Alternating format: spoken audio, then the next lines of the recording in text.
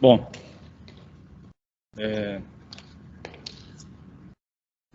aqui está funcionando? Sim.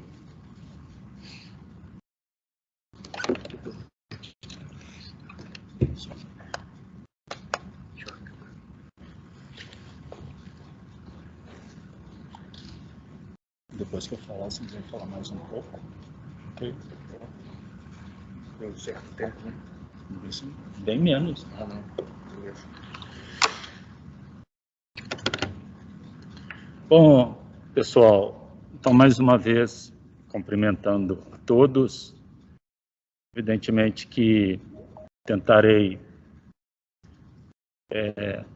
fazer um ajuste da fala do professor Amarante dentro do nosso espectro social mais próximo.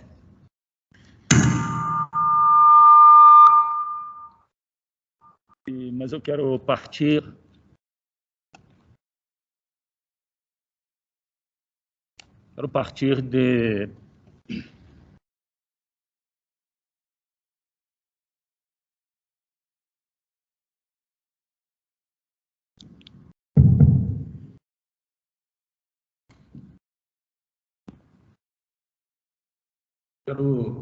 de um pressuposto, é claro, um instrumental teórico um pouco diferente. Evidentemente que o mesmo objeto, entretanto, sobreposto a uma nova categoria da linguagem. Isso pressupõe, portanto, um ponto de partida que eu escolhi, que é objeto de um livro de Steve Pinker, De Onde Vem o Pensamento. Carregamos uma ilusão de que somos nós os geradores do nosso pensamento. Todavia, dentro do lastro do próprio Carl Sagan, de que seríamos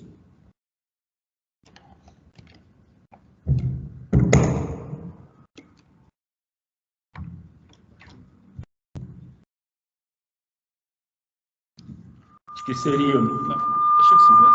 Deixa eu ajeitar. E que seríamos? Pois não?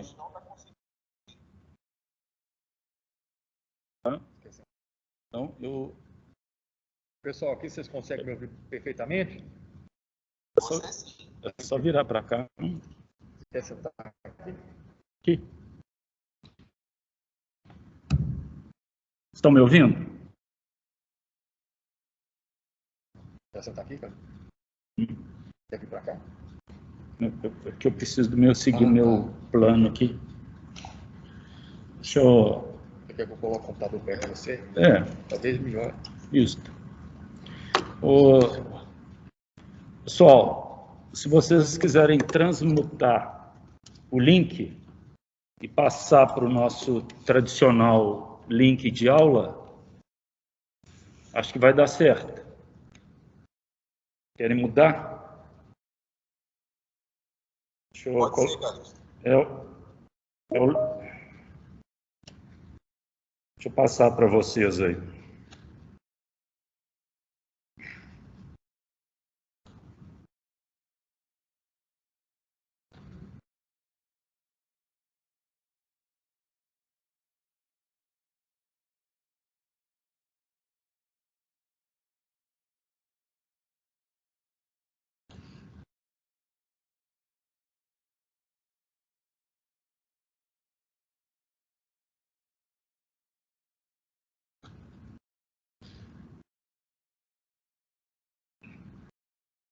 Pronto, mandei para vocês aí. Acho que vai dar certo agora. Vocês podem ir entrando. Pode guardar. Vocês vão entrando. Vamos lá. Então, eu parti de um pressuposto de onde vem o pensamento. Esse pressuposto está ligado a uma fala bem romantizada e professor Carl Sagan, quando ele falava que seríamos poeira de estrela. Sobre esse aspecto, a reflexão envolve, como ponto de partida, que a pergunta quase sempre feita, que envolve a nossa origem, deve estar intimamente ligada a essa questão. O ato de nos criarmos fatalmente, dentro das limitações da nossa linguagem e da falta de limite do pensamento, nos leva a crer que no lastro dessa ira vem parte do nosso pensamento. Não é por acaso que olhamos para cima. Não é por acaso que temos afeto à luz. Não é por acaso que criamos órbita. Não é por acaso que, dependendo do plano da dimensão que vamos usar, podemos ser planetas, ou num outro plano, podemos ser moléculas, ou mesmo átomos. Significa que nessa ótica do pensar, quer queira, quer não, há um a priori no nosso pensamento que nos liga a essa poeira. Quer queira, quer não, estamos agindo dentro do plano do macro e do micro, dentro de uma mesma ordem. E essa mesma ordem é involuntária. E da mesma forma que seguimos a ordem, também caminhamos em direção ao caos. Há que se entender que estaríamos, então, presos a uma ordem, que teríamos, então, uma órbita de um sistema maior, de uma força gravitacional maior, e em torno dela giraria os planetas menores, os satélites. Nós não podemos esquecer que dentro da ordem também há o caos. E esse próprio caos que provém do macro e no micro, no combate no micro, está a ideia. Então, o ser humano, naquilo que ele se envolve com uma ordem, com uma gravidade, com uma força eletromagnética, ele também carrega o caos dentro de si. Então, a minha fala vai girar em torno disto. E isso provém desta poeira de estrela. O entendimento de uma ordem, a busca por uma ordem. Estamos girando em torno de uma órbita e, em dado momento, surge um pensamento revolucionário. Isso nada mais é do que reminiscências da nossa poeira de estrela, que carregamos conosco, quer queira, quer não. E o pensamento não tem limite. Como medir o pensamento? Como se desloca o pensamento? Como eu vou imaginar o pensamento no plano das galáxias até chegar no plano quântico das moléculas?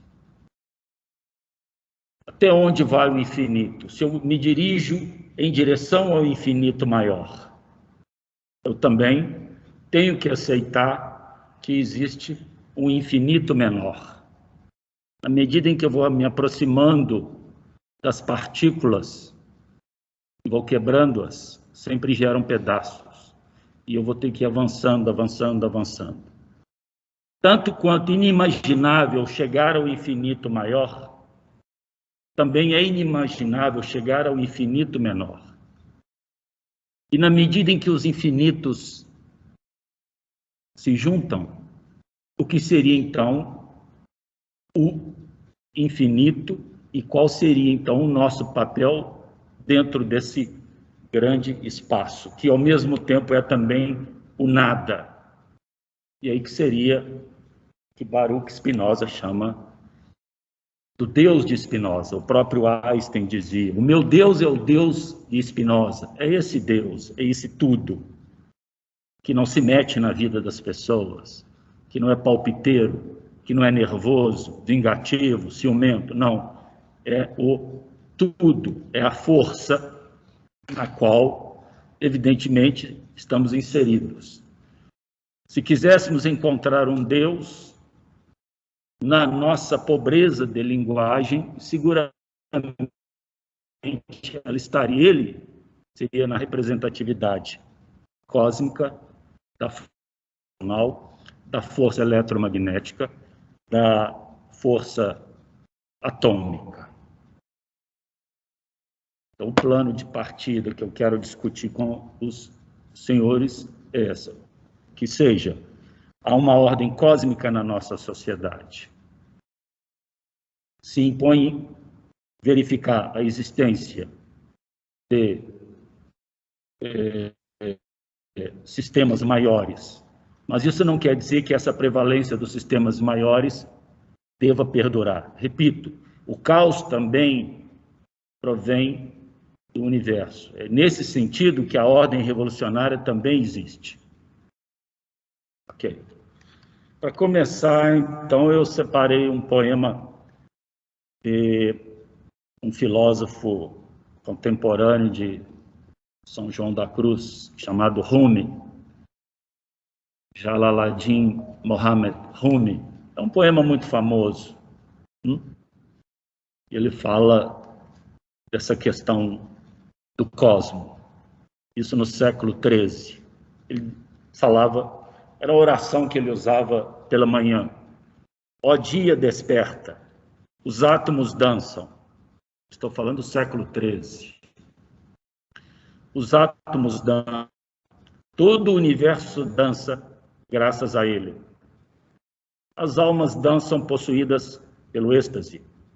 Sussurrar-te-ei ao ouvido, para onde os leva a sua dança. Todos os átomos, no ar e no deserto, sabem que parecemos loucos. Vem, te direi em segredo aonde leva esta dança. Vê como as partículas do ar e os grãos de areia do deserto giram, desnorteados. Cada átomo, feliz ou miserável, gira apaixonado em torno do Sol.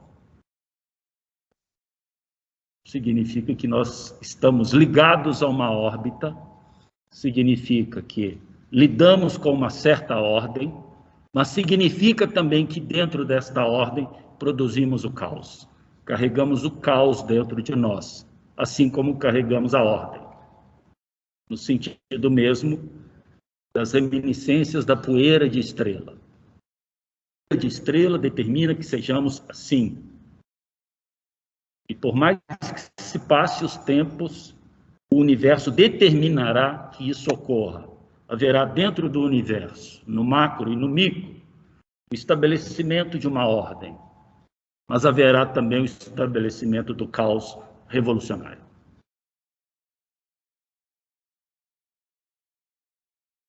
E dentro também desta mesma ordem que eu vou usar no plano do direito, a ideia de nexo causal, porque o nexo causal é infinito e o direito se apropria da finitude para dar a ele um segmento de ordem finito. Quando determinar o nexo causal da ação que gerou um resultado. Vejam que isso nos leva ao infinito. E, no entanto, o direito separa, estabelece um corte nesse nexo causal. Tenta estabelecer uma ordem.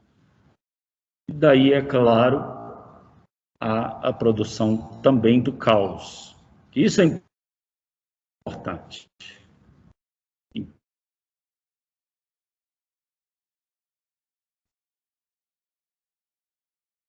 Tem da existência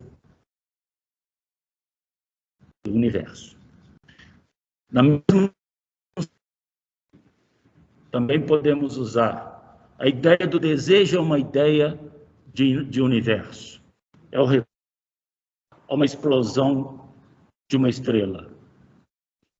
Que limite da linguagem me proíbe de estabelecer que aquilo é um desejo? Na medida em que eu não mando no pensamento e também não mando na linguagem. A linguagem é um instrumento. Como não poderia transportar o desejo a uma estrela? E que ela também tem a sua pulsão. E que por conta disso, considerando-se que o desejo é a busca pela experiência e a pulsão é o esforço para essa experiência, vem o gozo. O gozo vem da ordem cósmica.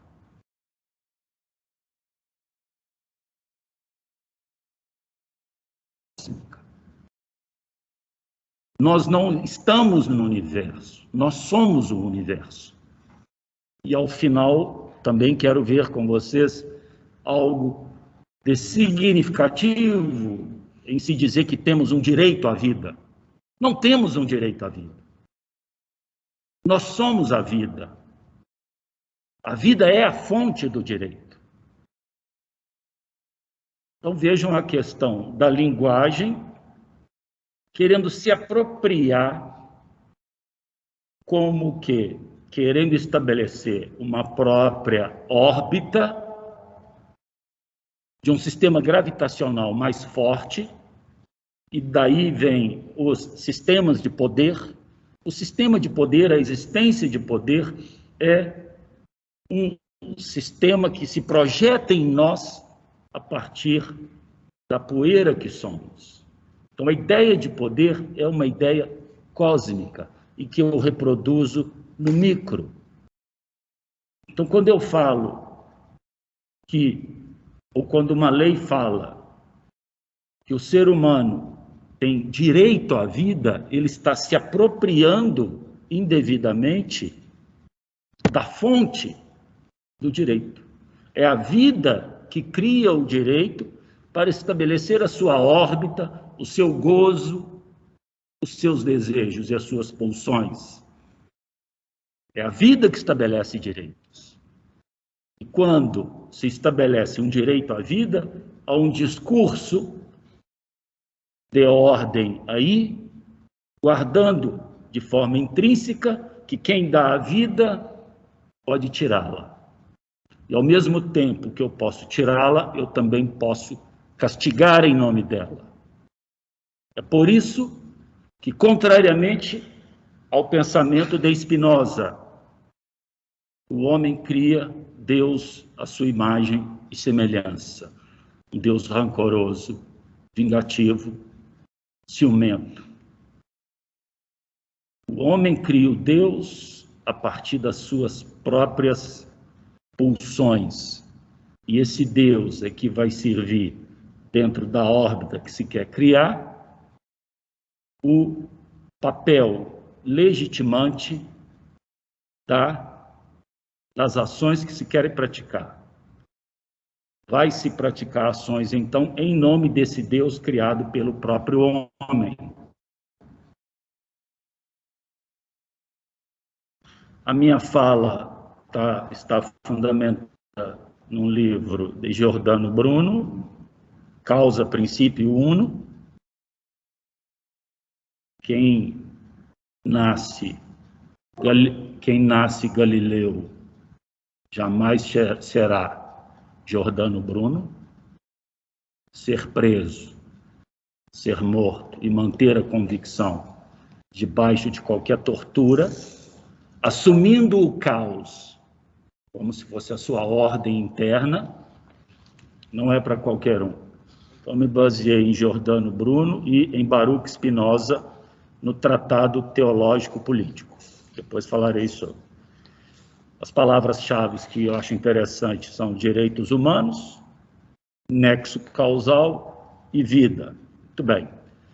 Nós sabemos que essa ideia do humano, do barro, aproveitando a fala, a questão de tempo que o professor Amarante falou, nós temos a questão do humus, do humano, 350 mil anos. E o nosso estilo de vida, minimamente moderno, tem 50 mil anos. 50 mil. Sendo exato que a escrita deve ter surgido aí a torno de 3 a 5 mil anos atrás. O que somos, afinal? Poeira. E como poeira, reproduzimos. Até onde vai essa poeira? O professor Amarante já disse. Não temos condições de saber, mas a verdade é que, quer queira, quer não, vamos olhando para cima e reproduzindo dentro de nós o caos e a ordem que o cosmo nos ensina. Pode-se chamar esse cosmo de quê? Dentro da própria filosofia de Spinoza. O Deus depende dos limites da linguagem. Aonde eu quero chegar com a minha linguagem? Talvez.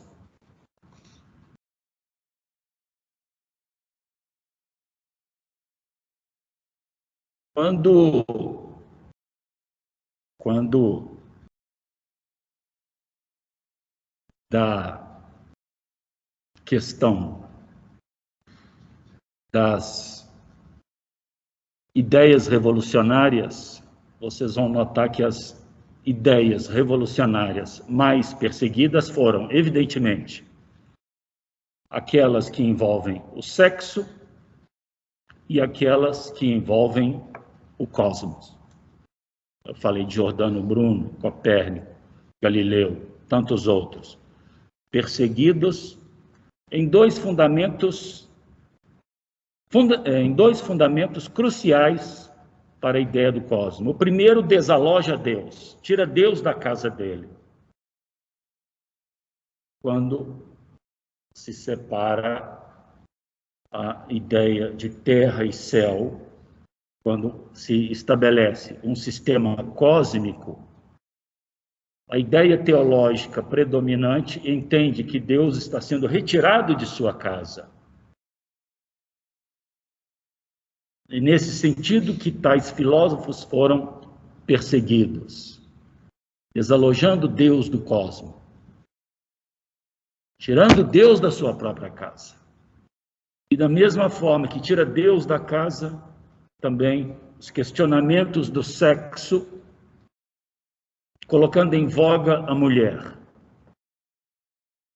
É uma questão de predomínio da vida. Aonde chegaremos no predomínio da vida? Passaremos pela mulher. Antes de se chegar a Deus, passa o discurso da vida, passa pela mulher. E isso incomoda, e nesse sentido, esse desalojamento de Deus e essa foram os discursos salvando e preservando a ideia livre em se tratando do pensamento do cosmos. Mas a mulher ainda continua com dificuldade, porque esse Deus masculino criado para legitimar determinadas práticas encontra no sexo e na mulher uma barreira a ser ultrapassada. Uma barreira tão forte que mesmo nas massas, isso já dizia William Reich, na psicologia das massas. Quando as massas retraídas pelo discurso do sexo, essa aproximação do fascismo se deve por conta de um discurso contraído do sexo, de recalques, que foi imposto milenarmente às pessoas. E tais pessoas se aproximam do fascismo na medida que o discurso fascismo que essas pessoas não admitem uma quebra de órbita, uma nova explosão de uma nova estrela nesse discurso, porque a elas não foi possível estabelecer essas práticas. Se essas pessoas não tiveram essas práticas, se elas foram retraídas, contidas, censuradas, agredidas nessa prática, nessa órbita própria, elas também não permitem que isso se reproduza. Daí elas correrem para o fascismo. Também uma criação de uma órbita. Tudo isso envolve órbita, a criação de uma órbita, um centro. E o discurso tem a capacidade de criar órbita, de criar planetas, de criar satélites. É nesse sentido que planeta tem a ideia de uma palavra grega, planetes, que significa errante, vagabundo. Todo homem é um planeta, é um errante, um vagabundo. E é por isso que se tenta capturá-lo numa órbita.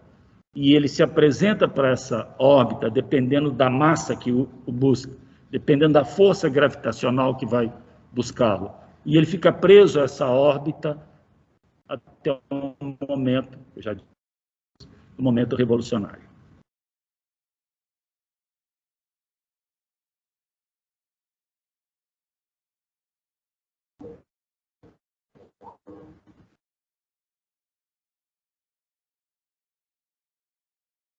Dirigimos ao macro e chegamos até as galáxias. E também nos dirigimos ao micro, a um dado, a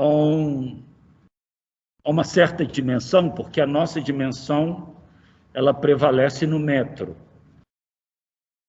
Dentro da grade que nos acompanha e nos mede, estamos dentro da dimensão do metro. Quando saímos dessa dimensão, nós deixamos de existir.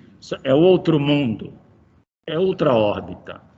E quando vamos verificar órbitas menores e chegamos numa aferição quântica, nas próprias bactérias já se perde a gravidade. Não há mais gravidade na dimensão quântica, tal qual um grande espaço. E ela flutua no espaço, da mesma forma que planetas e outros. Então, se perde a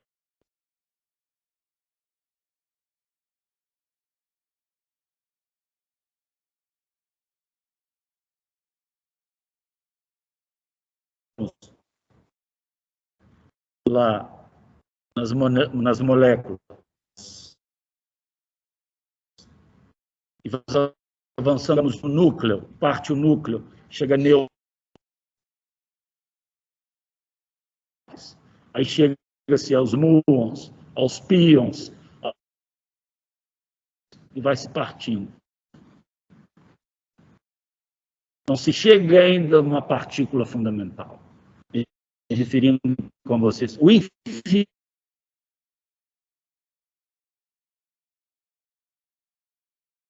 Não pode haver finitude no micro. Não tem como.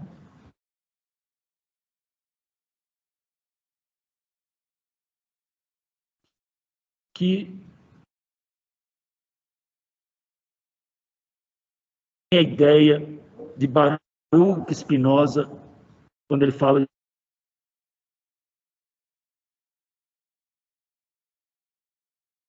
ele é o Deus de Spinoza. É isso. Então, a capacidade de linguagem que nós desenvolvemos, chamamos a isso.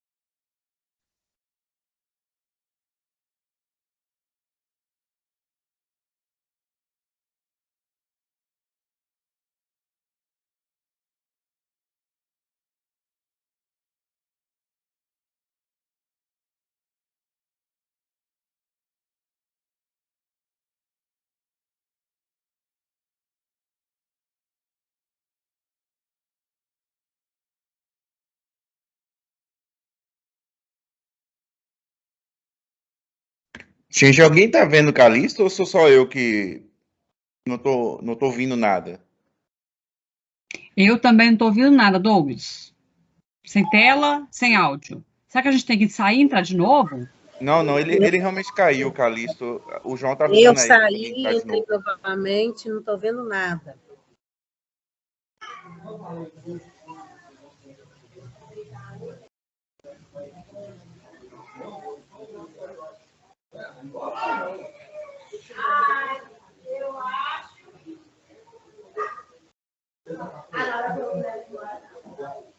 A internet da faculdade está muito ruim, gente. Às vezes, quando ele fica no auditório, fica muito ruim. É pior que na sala.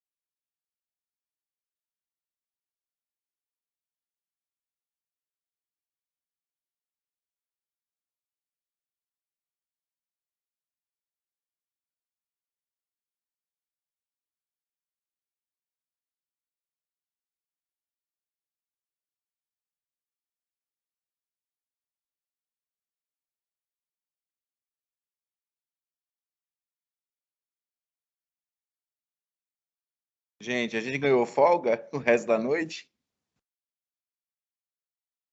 Estou achando graça aqui, Douglas. E que contar para vocês, vai dar trabalho hoje, vai dar atividade interativa. É, eu também acho. Mas se ele der trabalho com o negócio de astrofísica, eu tô lascado. Eita, nós.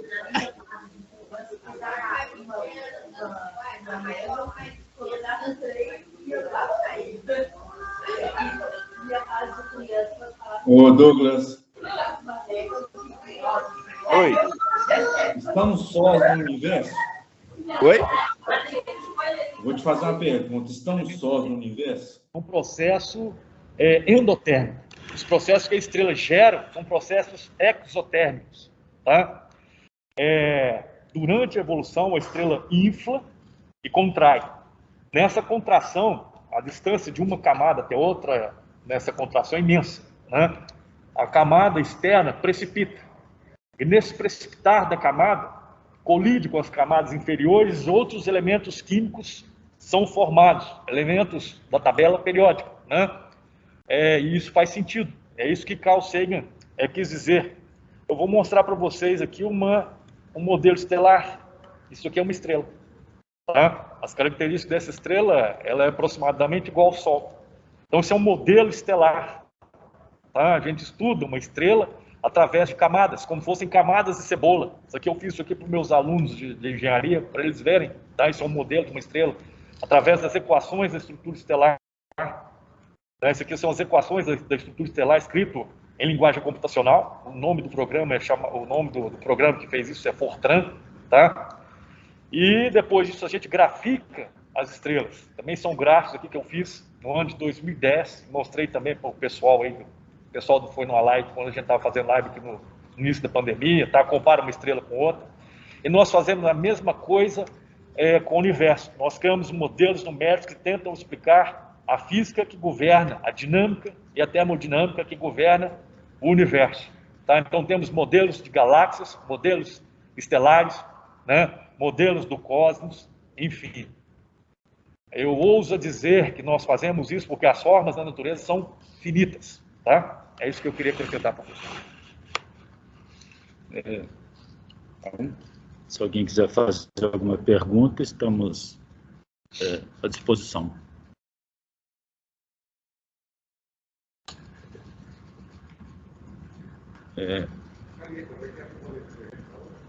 Pois não? Por favor.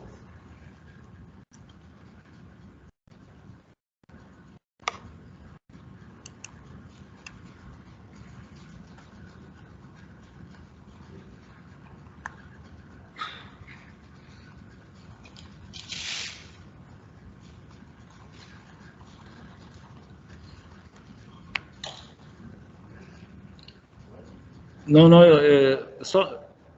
Pode deixar.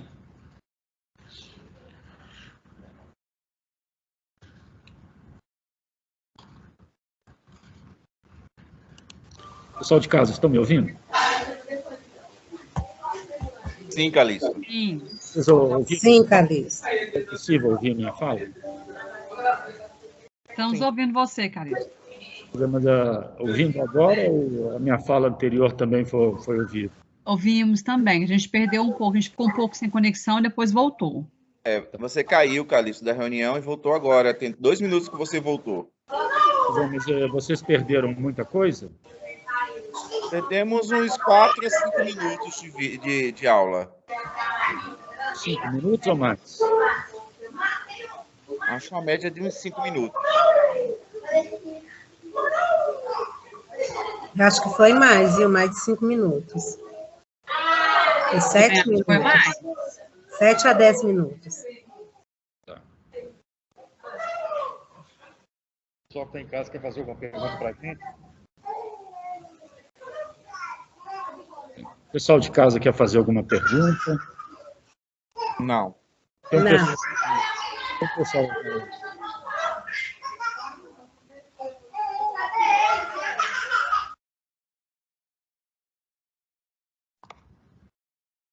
Por favor.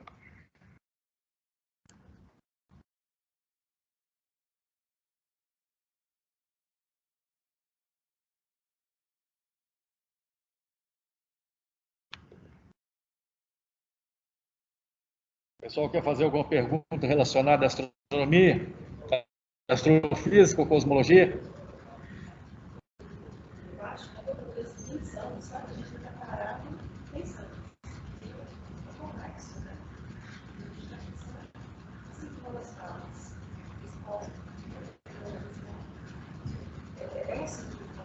Diferente daquilo que a gente tem de cada dia. É uma questão bem diferente. E esse princípio ali, né?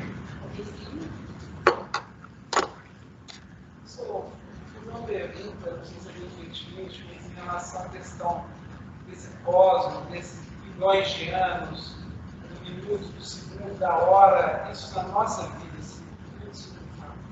esse tempo que a gente vive. Eu não consigo ver essa questão de 1 ano, 2, 3, 10, 70, para mim, essa estrutura do tempo. Para mim, isso é dia, aqui já ligado na questão do Carlos falou do pensamento, talvez. É muito rápido. Eu não sei qual sentimento você tem disso. Desculpa, assim, Pode começar. Bom, qual é o nome do senhor? Luiz Carlos, tudo bem? É o seguinte, para mim, o tempo ele teve um início. E ele é um artifício humano para a gente medir fenômenos. Então, ele é uma criação humana. Nós usamos o tempo para fazer medições. Então, para mim, o tempo é uma medida. É o que o físico não conhece, ele mede. Então, o que eu posso falar para o senhor é que o tempo é uma medida. Isso. O que eu não conheço, eu meço. Não só eu, meus colegas físicos também, porque nós não conhecemos, nós medimos. Né? Por exemplo, saindo um pouco do que o senhor me perguntou, eu coloco alguma coisa dentro desse copo e passo para o pessoal entender o que tem aqui dentro. Não é qualquer coisa. Né? Aí o que eu faria? Eu passaria um ímã para ver se tem alguma coisa metálica aqui dentro, ou eu media a temperatura, media a massa, porque eu não sei o que está aqui dentro. Então, para mim, o tempo é uma medida. Eu não... É frio que eu vou falar, mas eu não relaciono o tempo ao sentimento.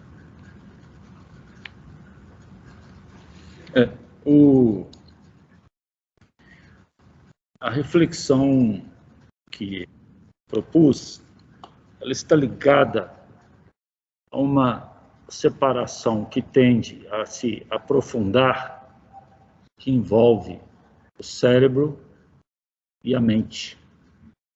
Essa separação tende a se aprofundar na medida em que a ideia de tempo também for se aprofundando, porque a força do pensamento é a responsável por essa separação.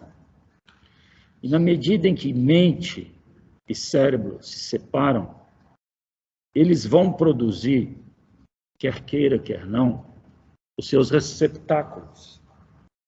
De uma certa forma, todo o corpo está a serviço de um cérebro que produziu uma mente. O fato de querermos andar, olhar, respirar, comer, tudo isso gira em torno do cérebro. E o cérebro, para chegar até esse ponto, criou a mente. O mente e cérebro são coisas diferentes. O cérebro trabalha antes da mente. Quando a gente acha que decidiu alguma coisa, por uma fração de segundos, o cérebro já determinou a mente o que ela deveria fazer. O que coloca em xeque a própria ideia de livre-arbítrio. E o que eu quero dizer é que essa separação ela tende a crescer ainda mais. Provavelmente o cérebro vai fazer da mente algo ainda que não saibamos direito. E provavelmente o cérebro fará de nós algo que possa atender a mente. Até mesmo criar. Aí eu já estou indo para o lado da cibernética, das forças da cibernética, a própria utilização da mente. Quando esse cérebro achar que o nosso corpo é insuficiente, ele usa a mente para produzir máquinas. E aí ele avança. Mas ainda que o cérebro possa se achar que o corpo que ele tem é insignificante para os propósitos dele, ele vai avançar com a mente de alguma forma ou de outra. Essa é a questão que talvez esteja ligada a essa poeira de estrela. Porque a poeira de estrela, em dado momento, usou a vida. Mas a matéria já existe antes. Então a matéria talvez possa prosseguir sem essa vida. E talvez, quem sabe, dentro desse avanço, a própria mente também encare ou produza vida de outras formas, né? A serviço dessa força do cérebro que contém e carrega dentro dele essa tal poeira de estrela. Entende?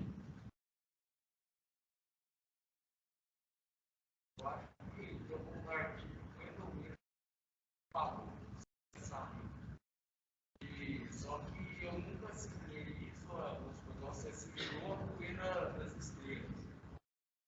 Mas uma pegada filosófica de Aristóteles, Platão, nessa coisa de buscar o sentido da sua vida, da sua essência, em se descobrir através de adquirir conhecimento, se descobrir e buscar essa sua essência. Quanto mais próximo você está de sua essência, mais próximo você está de si mesmo. E buscar essa essência, pelo que eu entendi, seria então buscar essa informação carregada nas poeiras das estrelas, que você diz, que está em nós. Logo, quanto mais perto de nós mesmos, mais perto dessa poeira que você diz. Na realidade é Carl Sagan, né? Isso, carregada então dessa energia do universo, mais um fluxo do universo nós estamos, e mais nesse sentido nós caminhamos. Mais ou menos isso aí que você passar. Entendi. Entendi. Mas a questão, eu sei do valor de pensamento até de pessoas bem mais valorosas que o próprio Platão, o próprio Pitágoras, Tales. A questão que e isso seguramente as neurociências já estão comprovando, essa separação, ela provavelmente vai nos colocar um dado momento da descartabilidade deste corpo. Até que ponto esse corpo é descartável para os propósitos do cérebro? Pode-se, e já se fala nisso, nesse descarte do corpo, para que o cérebro continue. Não é? Então, é essa abordagem que eu quis dizer e que talvez nos leve à reflexão de que essa dimensão de tempo ela só é perceptível dentro daquilo que o cérebro autoriza. Naquilo que o cérebro autoriza, eu vou onde eu quiser. Mas até que ponto o cérebro permite que o corpo faça isso? Até que ponto o cérebro controla o corpo? Porque achamos que o corpo controla o cérebro.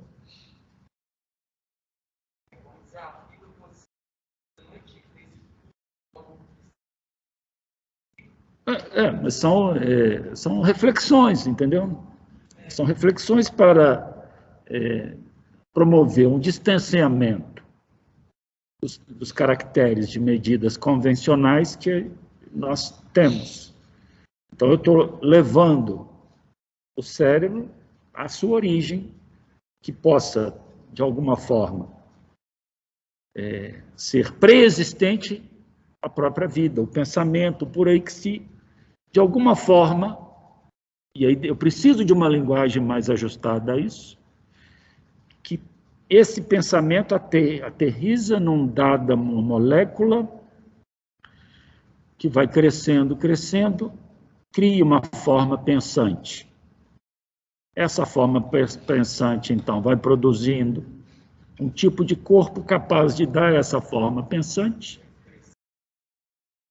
o estilo que ele precisa para prosseguir. E, certamente, esse corpo, ele vai, ao longo dos anos, ele vai sendo modificado. Até que ponto o cérebro, na relação com a mente, vai adotar esse corpo?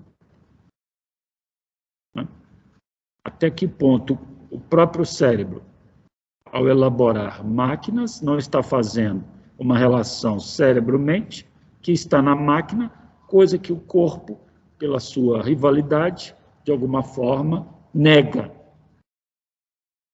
O corpo não quer perder aquele cérebro, não quer perder aquela mente. Mas, na realidade, a diferença entre inteligência artificial e o corpo, com o cérebro, é exatamente o corpo. É essa descartabilidade do corpo que estou discutindo. Quer falar? Ele falou a palavra, meu aluno de eletromagnetismo. Pois não? Quer falar? O ser humano...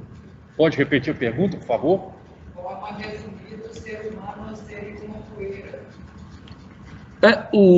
O ser humano, ao que parece, olhando para cima, para os lados, ele é um invólucro para proteger uma força maior que está dentro de uma relação entre cérebro e mente.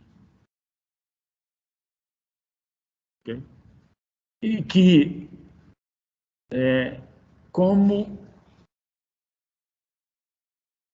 naquilo que o cérebro às vezes deixa escapar, nos dá um lampejo de vida eterna. Na realidade, esse lampejo de vida eterna é provavelmente alguns lampejos do cérebro e suas pretensões, entendeu? E nas nossas limitações de linguagem, dentro dessa ordem toda, vamos nos acalmar, vamos nos pacificar no pensamento de um paraíso. Okay? É nesse sentido que a ligação do cérebro com a luz, Quando ele olha, a relação de divindade é uma expressão mínima do corpo, e que é o corpo que padece dessa relação. E o corpo se serve desta relação. Quem padece é o corpo nesta relação. Mas o olhar para cima, desde os primórdios, e buscar lá no alto uma relação, só pode ter uma origem nessa nossa não, nessa história de poeiras de estrela. Talvez o jeito de transitar pelo universo seja esse. Você explode. São reflexões, entendeu? Apenas isso.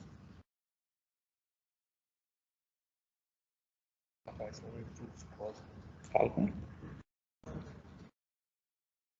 Veja, porque ele falou de fluxo cósmico, né? Aí o aluno ali falou de fluxo cósmico, tem sentido físico. O fluxo cósmico é o fluxo de Hubble, conhecido como fluxo de Hubble. Ele nos arrasta, nós somos arrastados junto com a expansão. E tem uma coisa que nos intriga, são as constantes. Igual aquelas constantes que eu ensino para vocês na sala de aula. Se elas tivessem um valor diferente que fosse, nós não estaríamos aqui. E por que elas têm justamente aqueles valores? Vários constantes, Coulomb, gravitação universal, né?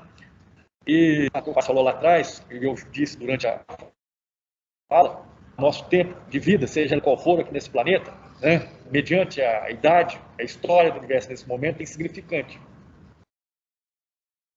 E colocando pilha no que o rapaz ali tira, tá?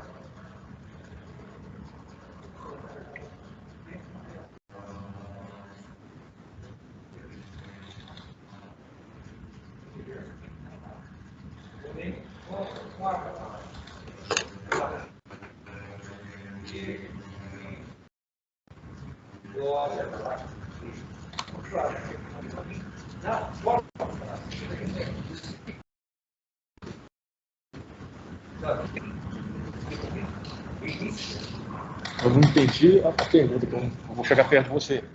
Chega aqui, meu cara, vem cá para falar.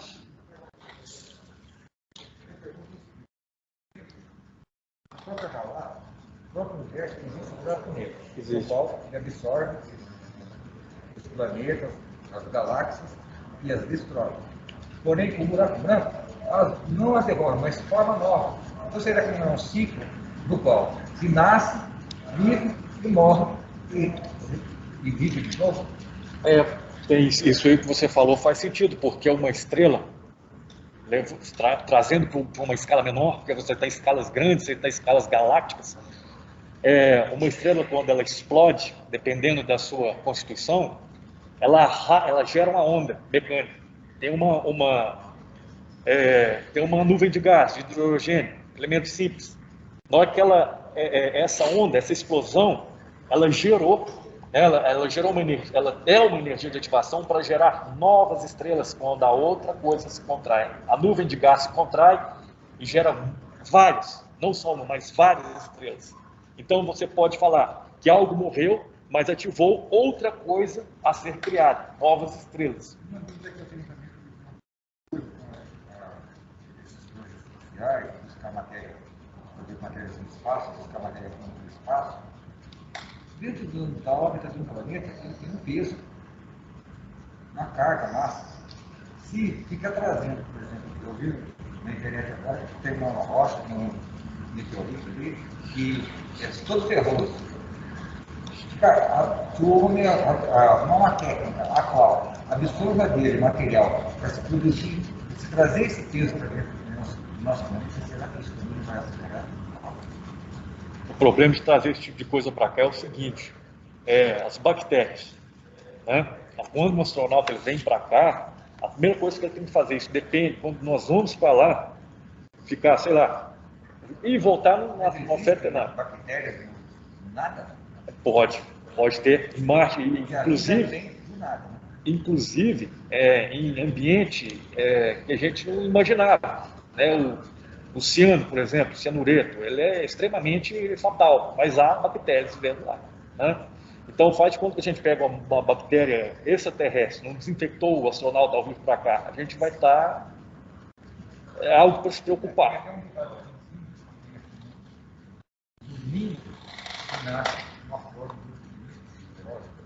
Entendi? No ninho, aquela coisa que parece que não é nada, que nasce uma flor, que é o livro. No nada, Nasce no ninho. No nada nasce algo? Nasce uma flor branca e não, qualquer coisa que contamina, ela morre, mas ela nasce. Entendi. Com respeito ao nada, o nada é algo. Existe o nada clássico e o nada quântico. Nesse nada quântico, ele é algo um pouco mais complicado, é um estado mínimo de energia. Tá? O que a gente pode falar a respeito voltando aí ao que você falou, né? De trazer as coisas para cá? A primeira coisa é descontaminar. E outra coisa que não tem nada a ver com o que você falou é o seguinte: a gente fica lá 6 meses, volta para cá, a gente está saindo aqui, né? A nossa natureza foi projetada para ficar aqui, certo? Nós não sentimos. Isso, a gente foi feito para estar aqui, as coisas estão no devido lugar. A gente está vendo o corona, a gente parece que foi, não vou entrar nisso, mas parece que a gente foi mexer onde não devia, deu no que deu. Também um organismo que constante com outro organismo que nos habitava. Exato. Mas aí, se a gente sai daqui, fica um bom tempo lá fora, o astronauta ele tem que, por exemplo, uma UTI para ele se adaptar aqui de novo. Se você sai de uma espaçonave e pisa nessa gravidade que a gente está acostumado aqui, você vai ter uma fratura na hora. Você não vai estar acostumado. Seu corpo se adapta rapidamente a um ambiente de microgravidade, a outras gravidades. Mas volta para cá, você precisa de um tratamento. Isso. O pior são as bactérias. O pior é o negócio que você falou. Ir lá e buscar e trazer para cá, a gente tem que tomar cuidado. Desinfectar. Né? Porque a gente não conhece o que está lá. Né? Mas a gente tem que explorar. A gente tem que sair daqui. Uma criança não fica no berço a vida inteira. A gente tem que sair desse planeta. Né? De alguma forma a gente vai ter que sair. O problema é que a nossa tecnologia ainda precisa melhorar muito. Eu li que há pouco tempo, em 60, a General Motors, os nacionais, não só americanos, como brasileiros, já estavam fabricando peças de automóveis na área espacial. Isso tem tanto lixo hoje. Tem. Esse é outro problema. Não só o nosso planeta é sujo, como em volta da gente também é sujo. O do nosso, não só aqui é sujo, mas em volta dele é sujo. A nossa cara. Inclusive tem um telescópio russo em Pico dos Dias, que é em Brasópolis, que é um dos telescópios mais avançados, dedicado apenas a observar o lixo espacial.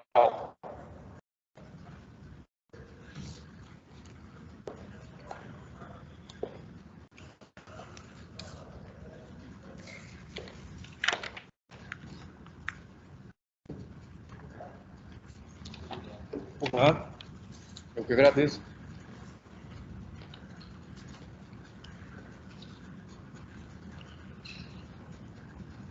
Quem quer fazer mais alguma pergunta? Uma frase que resumiria tudo seria: só sei que nada sei. Que nos torna muito sábios, né?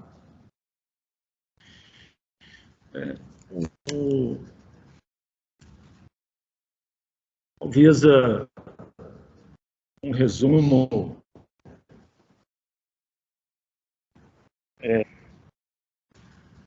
está ligado ao nexo causal, pensar o nexo causal, a relação de causalidade, que estabeleceria a ligação entre o macro e o micro, e entre ambos as mesmas leis. O pensamento é como nos posicionarmos nesse. Será que estaríamos no meio, entre o micro, entre uma molécula e uma galáxia? Nós estamos no meio do caminho, é um meio de caminho, aquilo que eu falei do pensamento.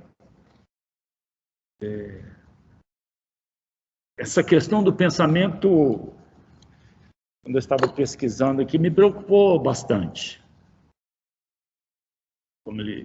Como ele nos governa, né? E como a psicologia captura isso. Como as ciências capturam isso? E como o pensamento é armazenado? Que força é essa?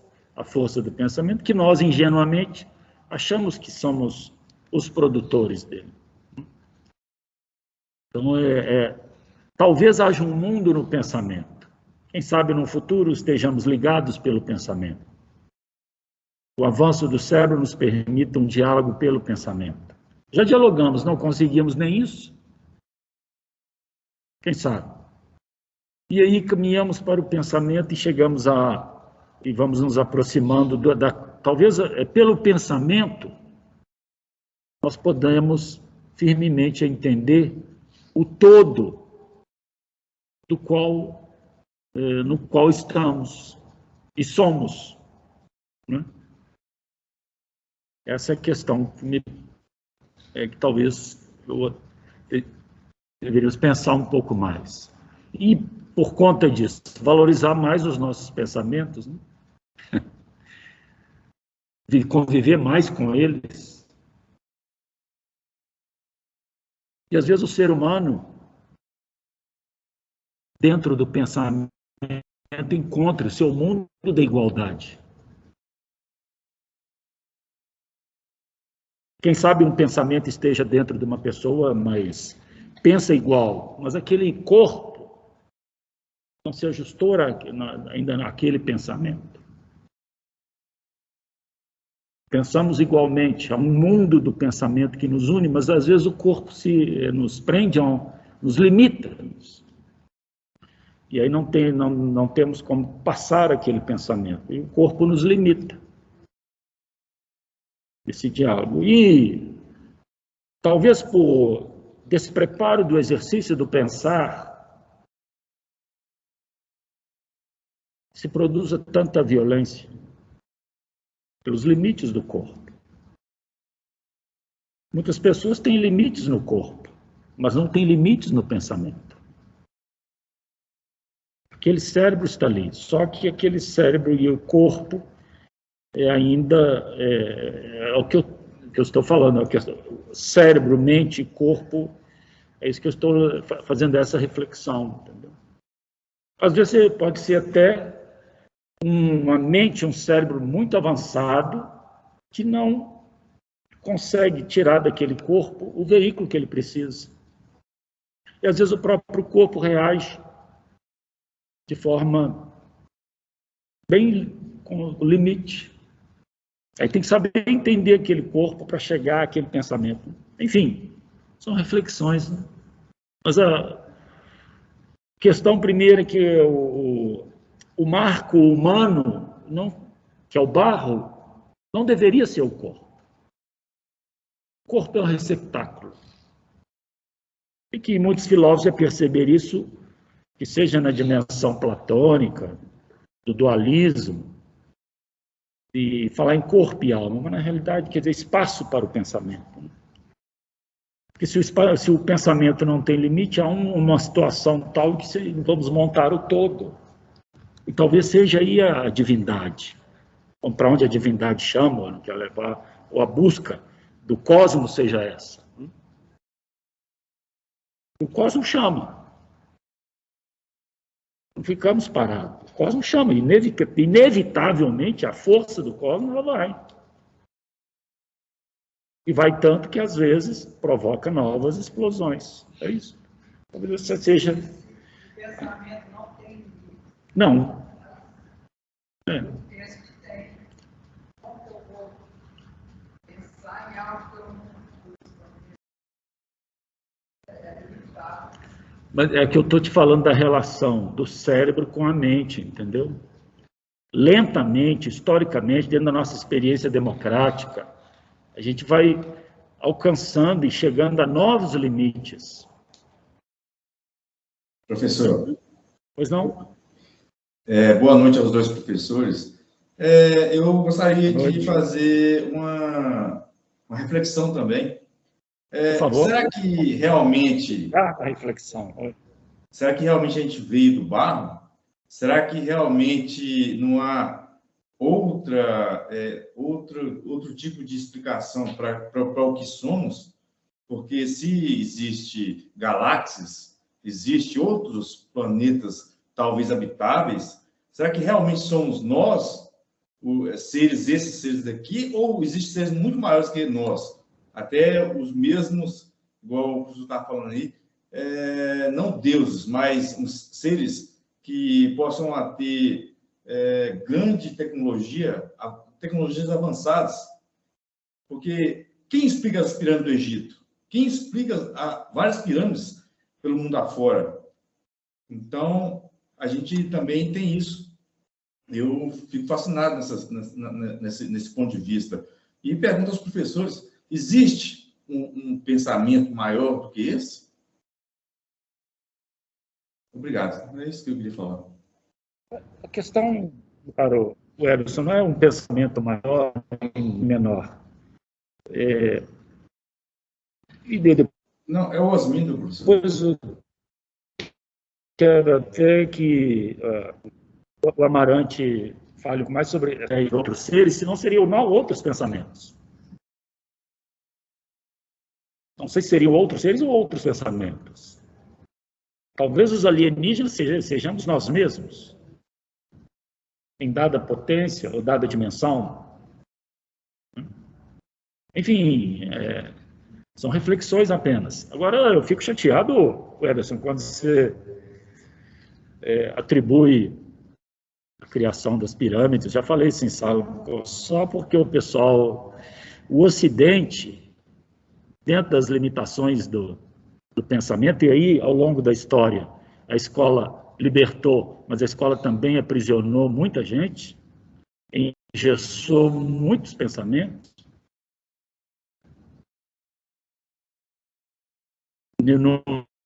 criaram grandes obras,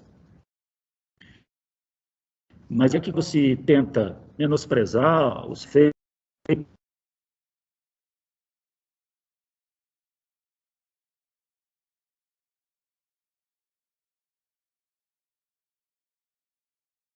Gente, travou de novo?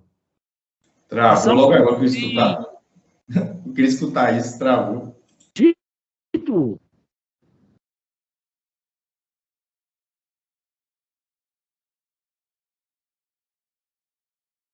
Então, o Ocidente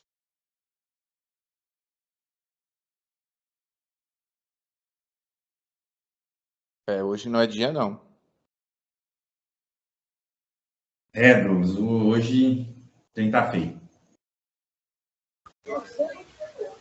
Alguém sabe se ele vai passar algum trabalho hoje? Com certeza vai, Kelly.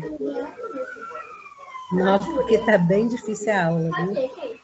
Toda hora travando.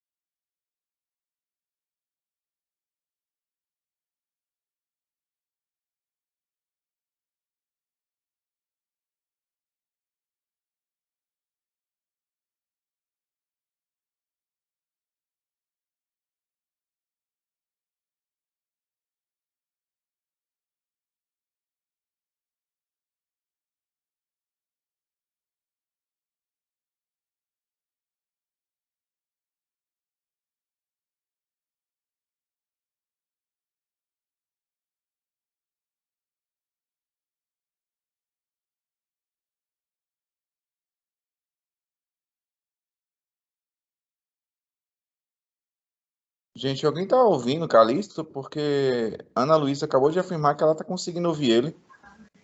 Eu não estou ouvindo.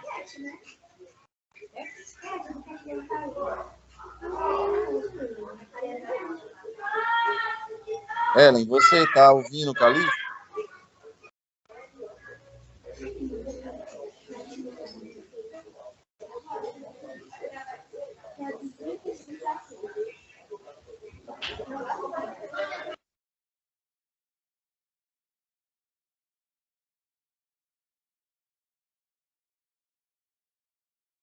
Tudo travado.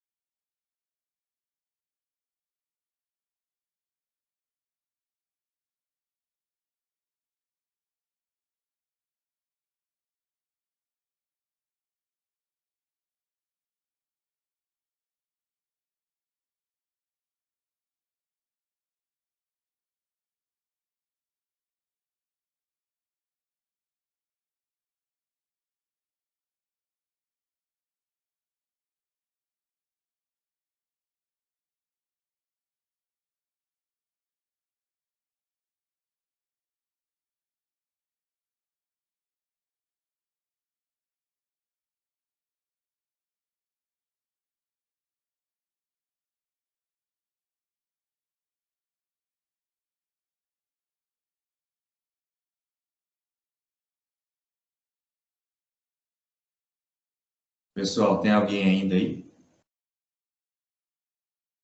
Eu tô aqui esperando ele voltar. Eu também estou aqui, mas não tá aparecendo mais nada. Não está funcionando mais, não. Pessoal, estão me ouvindo? Calixto? Sim, Vocês não estão me ouvindo? só não estamos Agora te vendo. sim. Nota, eu já falei barbaridade aqui, mas enfim. Então, Agora sim, Calixto. estava dizendo que essas pessoas produzem muito em termos de hábitos. E não é por acaso, porque antes dessa produção, dessa busca pela filiação in vitro, eles se viam na eternidade pela arte. E veja então que, quando se põe todos, qual é o contraponto ali que reproduz? É a mulher. Então, tanto mais se chega na mulher, mais se afasta da possibilidade divina na metáfora. Se a mulher era divindade nas primeiras civilizações, e depois que ela foi retirada lá, por força de um pensamento masculino. Ou seja, quando se quer estudar a vida e afastar o discurso do divino, eu chego na mulher. Eu tenho que estudar a mulher. Eu passo por ela, vem dali. Então, essa explicação racional da vida que passa pela mulher é que foi retirada do discurso a partir do próprio Deus masculino, que não precisa, que criou o homem primeiro, não criou a mulher, tirou do homem, né? É um Deus masculino. Isso causa, veja bem, isso causa na religiosidade um recalque muito grande, porque ele tem que amar o outro homem. Né? Já pensou você? Eu amo Jesus. Quer dizer, nada ele está falando com outro homem. Esse recalque produz nele um sentimento tal em que ele vai descontar na mulher. Se ele se sente como a figura feminina na relação com a divindade, porque ele é o subalterno, não foi dito que a mulher está subalterna. Então, quando ele se coloca subalterno em relação àquela figura masculina, ele é tratado como feminino. Então, produz nele um recalque que ele desconta na mulher. Não é? A mulher se ressente disso. Então, se ele se posiciona nessa figura do feminino, a mulher virou o quê? Um objeto para procriar. Na medida em que ela vira um objeto para procriar, o discurso está superado, não precisa. Não é? É nesse sentido que os discursos que pedem família tradicional, a família tradicional é o homem mandando e a mulher obedecendo. Ou seja, é fazer da família uma miniatura do Estado. Todas as pessoas que pedem a família tradicional, repara, são autoritários e querem exatamente isso, manter a mulher subalterna, os filhos sob castigo, e se apresentam como adoradores. O discurso tem que ser esse. A família tradicional está vinculada, ela precisa do Deus masculino. Se ela desgarrar do Deus masculino, ela perde o sentido por completo. É nesse sentido. E William Reich, no livro A Psicologia do Fascismo, explica isso, que em forma milenar, populações sendo submetidas a esse discurso, criam um recalque tal em que eles não permitem que outros tenham o prazer que eles não tiveram. Se eu não tive esse prazer, se eu fui cerceado, eu não vou permitir que quem está comigo tenha esse prazer.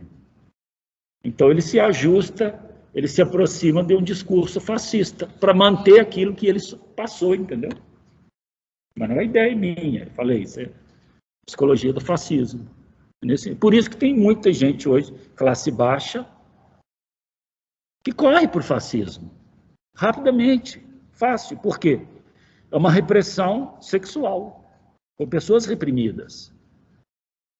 E aí escuta aquele discurso que corresponde ao que ele sofreu, então ele vai manter aquele sofrimento, não vai permitir que outro seja feliz, já que ele sofreu, o outro também tem que sofrer.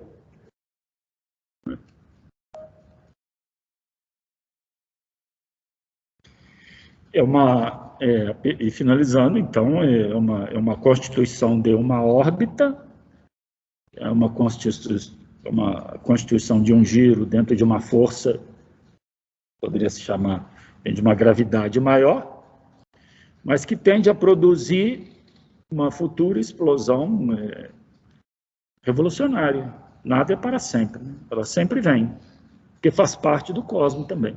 Não é?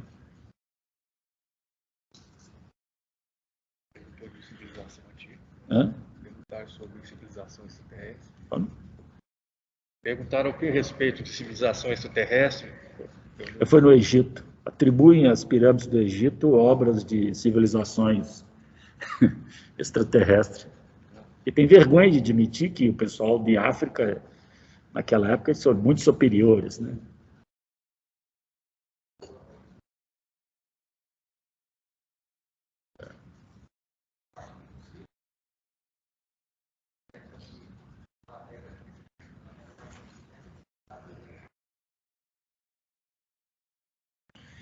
A própria filosofia, se tratando como dada 5, 6 séculos antes de Cristo em Grécia, ou no Egito, há quase 2000 anos, já tinha filósofo. O próprio filósofo dos filósofos, Hermes Trismegisto.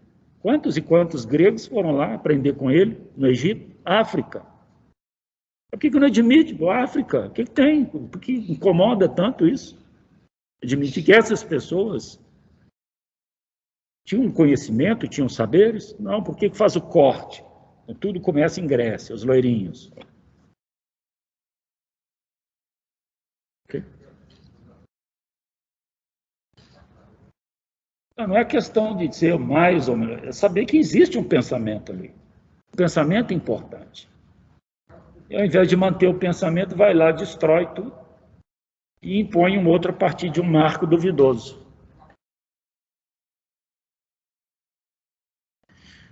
Pessoal de casa quer fazer alguma pergunta? Enquanto eu converso aqui, pessoal, eu vou mandar um link para vocês. Eu gostaria que vocês respondessem essas questões para mim. Até amanhã, às 22 horas, tá bom? Vou pegar aqui.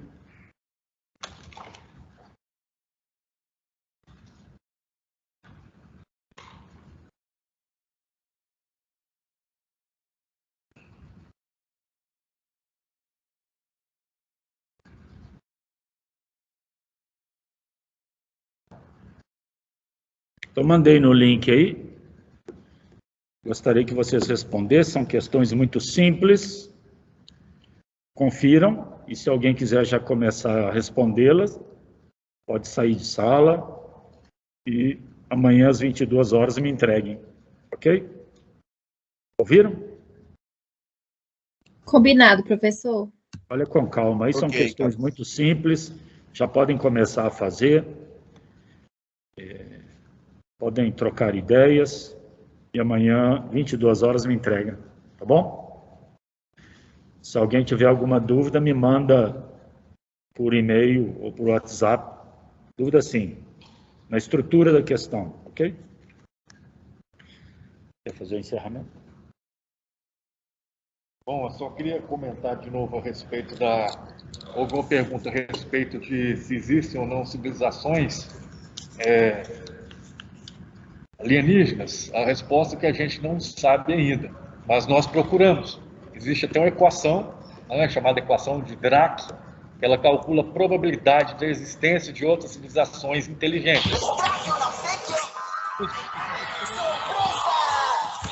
Uma estrela para que essa civilização seja abastecida com energia, né? Nós aqui no Sistema Solar nós procuramos um lugar que possa ter vida. Uma das luas de Saturno, por exemplo, que é Encélado. Outro lugar é a lua Europa, que é de Júpiter, uma das luas galileanas, né? Hoje nós conhecemos mais de 4.000 exoplanetas. Exoplanetas são planetas que são exteriores, né, que estão de fora do Sistema Solar. Tá? Igual eu falei para vocês, existem trilhões de galáxias no universo. E cada uma dessas galáxias tem de milhões a centenas de bilhões de estrelas. Então, se não tem outra civilização, é assustador. Tá? E se tem, também é assustador. Tá certo? É isso, cara.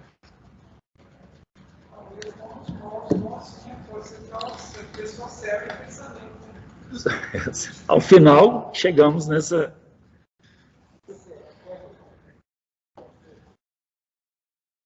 Peraí, depois eu converso. Isso aí é uma conversa específica, né? Mas envolve o que foi conversado hoje.